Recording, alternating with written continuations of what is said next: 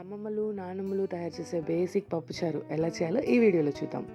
కుక్కర్లో కందిపప్పు కడిగి అందులో మిర్చి, టొమాటో, ఉల్లిపాయలు, కొంచెం ఆయిల్, కారం, పసుపు వేసి క్లోజ్ చేసి స్టవ్ మీద పెట్టి 3 to 4 విజిల్స్ వచ్చాక ఒక 5 minutes లో ఫ్లేమ్లో ఉడికించాలి. ప్రెషర్ పోయాక ఓపెన్ చేసి కొంచెం మెదుపుకొని ఉప్పు, చింతపండు రసం వేసి కలుపుకొని పక్కన పెట్టాలి. ఇప్పుడు తాలింపుకి రెడీ చేద్దాం.